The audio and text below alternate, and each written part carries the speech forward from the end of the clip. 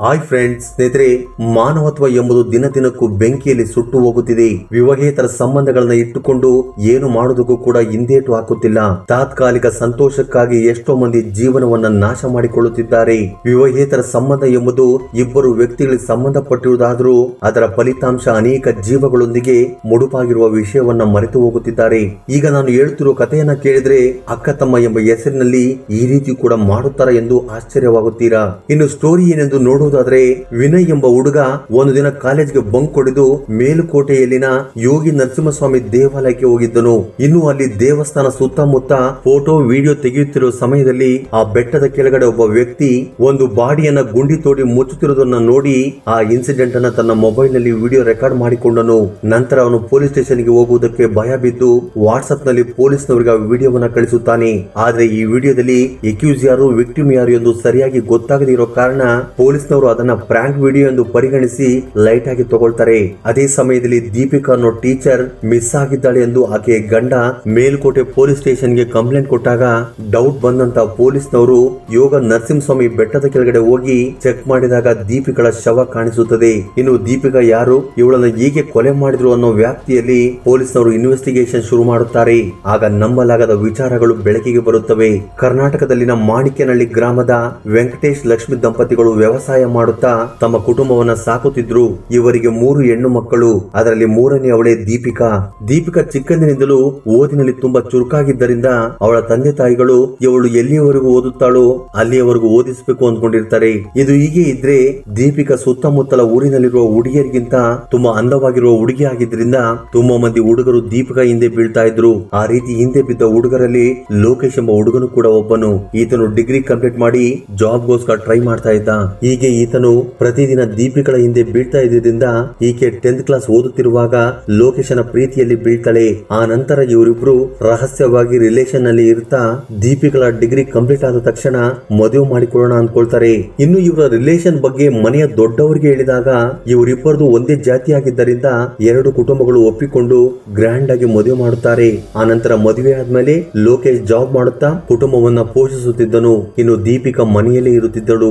ಇನ್ನು ಇವರ ಅನನ್ಯವಾದ ಸಂಸಾರದ ಗುರುತಿಗೆ ಚೈತ್ರ ಎಂಬ ಮಗಳು ಕೂಡ ಹುಟ್ಟುತ್ತಾಳೆ. ಅಲ್ಲಿಯವರೆಗೂ ಎಲ್ಲವೂ ಕೂಡ ಚೆನ್ನಾಗಿ ನಡೆಯುತ್ತದೆ. ಆ ನಂತರ ಶುರುವಾಗುತ್ತದೆ ಅಸಲಿ ಆಟ. ದೀಪಿಕಳ ದೂರದ ಬಂದು ತಮ್ಮನ ವರಸೆಯಾಗಿರುವ ನಿತೀಶ್ ಆಗಾಗ ದೀಪಿಕಳನ್ನ ಮೀಟ್ ಮಾಡುತ್ತಾ ಪ್ರತಿ ರಾಖಿ ಹಬ್ಬಕ್ಕೆ ದೀಪಿಕಾ ಹತ್ತಿರ ಬಂದು ರಾಖಿ ಕಟ್ಟಿಸಿಕೊಳ್ಳುತ್ತಿದ್ದ.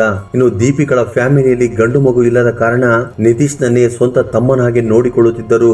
ಇದು ಹೀಗೆ ಇರುವಾಗ ನಿತೀಶ್ ದೀಪಿಕಾ ಹತ್ರ ರಾಖಿ ಕಟ್ಟಿಸಿಕೊಳ್ಳುವ ವಿಡಿಯೋ ಮತ್ತು ಹಬ್ಬಕ್ಕೆ ಸಂಬಂಧಿಸಿದ ಕೆಲವು ರೀಲ್ಸ್ ಗಳನ್ನ ಸೋಷಿಯಲ್ ಮೀಡಿಯಾದಲ್ಲಿ ಅಪ್ಲೋಡ್ ಮಾಡ್ತಾ ಇದ್ದಿದ್ರಿಂದ ಸ್ವಲ್ಪ ದಿನಗಳಲ್ಲಿ ಇವನಿಗೆ ಒಳ್ಳೆಯ ಫ್ಯಾನ್ಸ್ ಫಾಲೋಯಿಂಗ್ ಬರುತ್ತದೆ. ಇದರಿಂದ ಆ ಊರಲ್ಲಿ ಹೆಚ್ಚಿನ ಫಾಲೋವರ್ಸ್ ಅನ್ನು ಹೊಂದಿರುವ ನಿತೀಶ್ ಸೆಲೆಬ್ರಿಟಿ ಆಗ್ತಾನೆ. ಇದು ಹೀಗಿರುವಾಗ ಯಾವಾಗ ದೀಪಿಕಳ ಮಗಳು ಸ್ಕೂಲ್ಗೆ ಹೋಗೋದಕ್ಕೆ ಶುರು ಮಾಡುತ್ತಾಳೋ ಅಂದಿನಿಂದ ದೀಪಿಕಳ ಮನೆಯ ಆರ್ಥಿಕ ಪರಿಸ್ಥಿತಿ ಅಷ್ಟಕ್ಕಷ್ಟೇ ಆಗಿದ್ರಿಂದ ತಾನು ಕೂಡ ಜಾಬ್ಗೆ ಹೋಗಬೇಕೆಂದುಕೊಳ್ಳುತ್ತಾಳೆ. ನಂತರ ಗಂಡ ಕೂಡ ಇದಕ್ಕೆ ಸಪೋರ್ಟ್ ಮಾಡಿದ್ದರಿಂದ ದೀಪಿಕಾ ಜಾಬ್ ಸರ್ಚಿಂಗ್ ಶುರು ಮಾಡುತ್ತಾಳೆ. ಅದೇ ಸಮಯದಲ್ಲಿ ಮೇಲುಕೋಟೆಯ ಪ್ರೈವೇಟ್ ಸ್ಕೂಲ್ ನಲ್ಲಿ ಟೀಚರ್ ಆಗಿ ಇವಳಿಗೆ ಜಾಬ್ ಸಿಗುತ್ತೆ. ಇದಾದ ನಂತರ ನಿತೀಶ್ ಆಗಾಗ ದೀಪಿಕಾ ಜೊತೆ ರೀಲ್ಸ್ ಮಾಡ್ತಾ ಅವುಗಳನ್ನ ಸೋಷಿಯಲ್ ಮೀಡಿಯಾದಲ್ಲಿ ಅಪ್ಲೋಡ್ ಮಾಡಿದಾಗ ಅವುಗಳಿಗೆ ಒಳ್ಳೆಯ ವ್ಯೂಸ್ ಬರುತ್ತವೆ. ಅವುಗಳನ್ನ ನೋಡಿದ ದೀಪಿಕಾ ಕೂಡ ನಿತೀಶ್ ಆಗಿ ಫೇಮಸ್ ಆಗ್ಬೇಕು ಅಂದ್ಕೊಳ್ತಾಳೆ. ಆಗ ನಿತೀಶ್ ಇನ್ಸ್ಟಾಗ್ರಾಮ್ ನಲ್ಲಿ ಅವಳ ಅಕೌಂಟ್ ಅನ್ನು ಓಪನ್ ಮಾಡಿದಾಗ ದೀಪಿಕಾ ಸ್ಕೂಲ್ ನಿಂದ ಬಂದ ತಕ್ಷಣ ರೀಲ್ಸ್ ಮಾಡಿ ದೀಪಿಕಾ ಅಕೌಂಟ್ ನಲ್ಲಿ ಅಪ್ಲೋಡ್ ಮಾಡುತ್ತಿದ್ದನು. ಆ ಸಮಯದಲ್ಲಿ ಇವರ ಮಧ್ಯೆ ಒಳ್ಳೆಯ ಪರಿಚಯ ಏರ್ಪಟ್ಟು ಪರಿಚಯ ನಿಧಾನವಾಗಿ ಆತ್ಮೀಯವಾಗಿ ಇವರಿಬ್ಬರು ಅಕ್ರಮ ಸಂಬಂಧವನ್ನ ಇಟ್ಟುಕೊಳ್ಳುತ್ತಾರೆ. ನಂತರ ಈ ಜೋಡಿಗೆ ಸೋಷಿಯಲ್ ಮೀಡಿಯಾದಲ್ಲಿ ಒಳ್ಳೆ ಹೆಸರು ಬಂದಿದ್ರಿಂದ ಇಬ್ಬರು ಸೇರಿಕೊಂಡು ಬಾಯ್ ಫ್ರೆಂಡ್ಸ್ ಗರ್ಲ್ ಫ್ರೆಂಡ್ಸ್ ರೀತಿಯಲ್ಲಿ ರೀಲ್ಸ್ ಮಾಡೋದಕ್ಕೆ ಶುರು ಮಾಡುತ್ತಾರೆ. ಈ ರೀತಿಯಾಗಿ ನಿಜ ಜೀವನದಲ್ಲಿ ಅಕ್ಕ ತಮ್ಮ ಅನ್ನುವುದನ್ನ ಮರೆತು ಹೋಗಿ ಅಕ್ರಮ ಸಂಬಂಧವನ್ನ ಇಟ್ಟುಕೊಂಡು ಗಂಡ ಕೆಲಸಕ್ಕೆ ಹೋದ ತಕ್ಷಣ 25 ವರ್ಷದ ದೀಪಿಕಾ 22 ವರ್ಷದ ನಿತೀಶ್ ನನ್ನ ಮನೆಗೆ ಕರೆಸಿಕೊಂಡು ತನ್ನ ಕಾಮ ಕೋರಿಕೆಗಳನ್ನ ತೀರಿಸಿಕೊಳ್ಳುತ್ತಿದ್ದಳು. ಈ ರೀತಿಯಾಗಿ ಪ್ರತಿದಿನ ನಿತೀಶ್ ದೀಪಿಗಳ ಮನೆಗೆ ಬರುವುದನ್ನು ಗಮನಿಸಿದ ಅಕ್ಕಪಕ್ಕದ ಜನರು ಈ ವಿಷಯವನ್ನ ಅವಳ ಗಂಡ ಲೋಕೇಶ್ ಹೇಳ್ತಾರೆ. ಆದ್ರೆ ಪಾಪ ಅವಳ ಗಂಡ ಹೆಂಡತಿಯನ್ನು ಬಿಟ್ಕೊಡದೆ ರೀಲ್ಸ್ ಗೋಸ್ಕರ ಅವರು ಸೇರ್ತಿದ್ದಾರೆ ಅನ್ಕೊಂಡು ಲೈಟ್ ಆಗಿ ತಗೋತಾನೆ. ಆದ್ರೆ ಲೋಕೇಶ್ ಫ್ರೆಂಡ್ ಶೇಖರ್ ನಿತೀಶ್ ಹಾಗೂ ದೀಪಿಕಾ ಕ್ಲೋಸ್ ಆಗಿ ಇರುತ್ತಾ ಲವರ್ಸ್ ಗಳ ರೀತಿ ರೀಲ್ಸ್ ಮಾಡುತ್ತಿರೋ ವಿಡಿಯೋವನ್ನ ಲೋಕೇಶ್ ಗೆ ತೋರಿಸುತ್ತಾನೆ. ಆಗ ಲೋಕೇಶ್ ಇವರ ಕ್ಲೋಸ್ನೆಸ್ ಅನ್ನ ನೋಡಿ ಹಾರ್ಟ್ ಬ್ರೇಕ್ ಆಗುತ್ತದೆ. ನಂತರ ಲೋಕೇಶ್ ದೀಪಿಕಾ ಹತ್ರ ಹೋಗಿ ಇನ್ನು ಮುಂದೆ ನೀನು ರೀಲ್ಸ್ ಮಾಡೋದ್ ಬೇಡ, ನಿತೀಶ್ ನನ್ನ ಮನೆ ಕಡೆ ಬರ್ಬೇಡ ಅಂತ ಹೇಳು ಅಂತ ಜೋರಾಗಿ ಗದರಿಸ್ತಾನೆ. ಅದಕ್ಕೆ ದೀಪಿಕಾ ಕೂಡ ಒಪ್ಕೊಳ್ತಾಳೆ. ಆದ್ರೆ ಅಷ್ಟೊತ್ತಿಗಾಗ್ಲೇ ದೀಪಿಕಾ ನಿತೀಶ್ ಜೊತೆ ಡೀಪ್ ರಿಲೇಶನ್ಶಿಪ್ ನಲ್ಲಿ ಇದ್ದಿದ್ರಿಂದ ಇಬ್ರು ಹೊರಗಡೆ ಸೇರ್ತಾ ಆಗಾಗ ಲಾಡ್ಜ್ ಗೆ ಹೋಗ್ತಾ ಇರ್ತಾರೆ. ಅಷ್ಟೇ ಅಲ್ಲದೆ ನಿತೀಶ್ ದೀಪಿಕಾ ಹತ್ರ ಸೋಲೋ ರೀತಿ ರೀಲ್ಸ್ ಮಾಡಿಸ್ತಾ ಅಪ್ಲೋಡ್ ಮಾಡಿಸಿದಾಗ ದೀಪಿಕಾಗೆ ಸ್ವಲ್ಪ ದಿನಗಳಲ್ಲಿ ತುಂಬಾ ಜನ ಫಾಲೋವರ್ಸ್ ಬರುತ್ತಾರೆ. ಇನ್ನು ಲೋಕೇಶ್ ಗೆ ಸೋಷಿಯಲ್ ಮೀಡಿಯಾ ಬಗ್ಗೆ ಅಷ್ಟೊಂದು ಇಂಟ್ರೆಸ್ಟ್ ಇರಲಿಲ್ಲ. ಆದ್ದರಿಂದ ಅಷ್ಟಾಗಿ ಅದರ ಬಗ್ಗೆ ತಲೆ ಕೆಡಿಸಿಕೊಳ್ತಾ ಇರಲಿಲ್ಲ.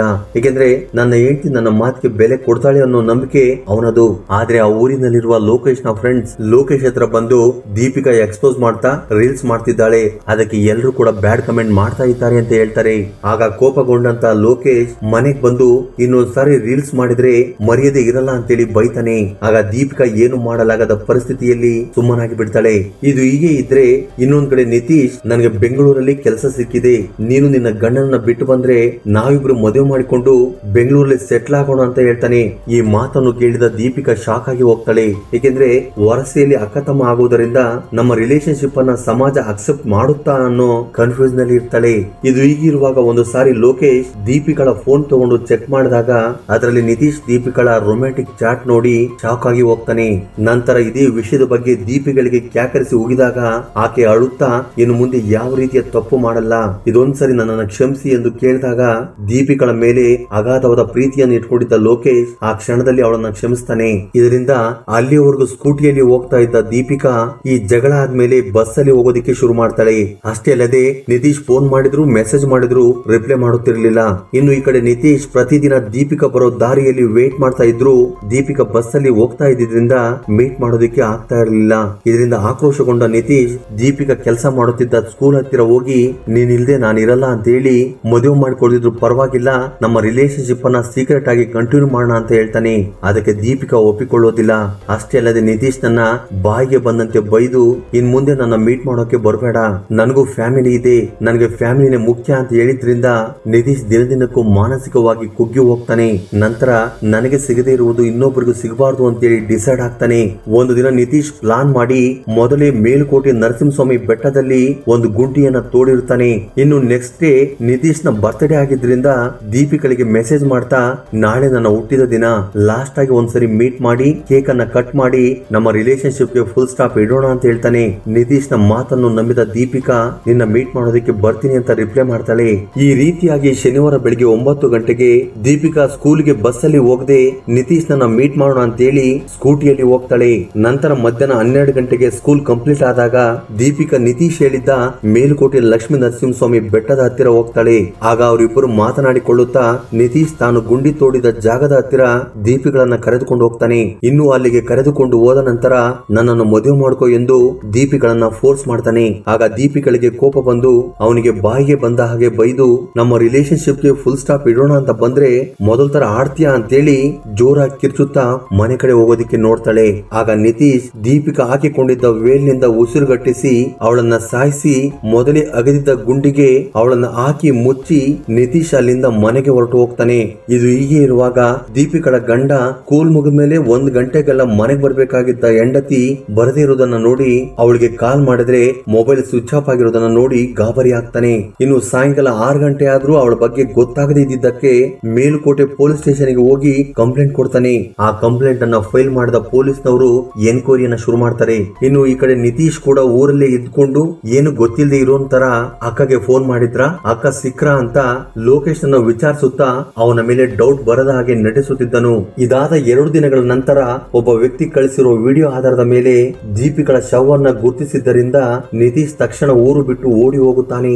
ಇನ್ನು ಕುಟುಂಬದ ಎಲ್ಲರೂ ಯಾರ ಮೇಲೂ ಅನುಮಾನ ಇಲ್ಲದೆ ಇದ್ದಿದ್ರಿಂದ ಪೊಲೀಸ್ನವರು ದೀಪಿಕಳ ಫೋನ್ ಡಾಟಾವನ್ನ ಚೆಕ್ ಮಾಡಿದಾಗ ಕೊನೆಯದಾಗಿ ನಿತೀಶ್ ಅವಳಿಗೆ ಫೋನ್ ಮಾಡಿದ್ದ ಅಂತೇಳಿ ಗೊತ್ತಾಗುತ್ತದೆ. ಆಗ ಪೊಲೀಸ್ನವರು ಅವನಿಗೆ ಕಾಲ್ ಮಾಡಿದಾಗ ಸ್ವಿಚ್ ಆಫ್ ಆಗಿದ್ರಿಂದ ಅವನೇ ದೀಪಿಕಳನ್ನ ಏನೋ ಮಾಡಿರ್ತಾನೆ ಎಂದು ಅವನಿಗೂ ದೀಪಿಕಳಿಗೂ ಸಂಬಂಧವೇನು ಅಂತೇಳಿ ಲೋಕೇಶ್ ವಿಚಾರಿಸಿದಾಗ ಅವನು ಅವರಿಬ್ಬರ ನಡುವಿನ ಅಕ್ರಮ ಸಂಬಂಧದ ಬಗ್ಗೆ ಹೇಳ್ತಾನೆ. ಆಗ ಪೊಲೀಸ್ನವರ ಜೊತೆ ಕುಟುಂಬ ಸದಸ್ಯರು ಕೂಡ ಶಾಕ್ ಆಗ್ತಾರೆ.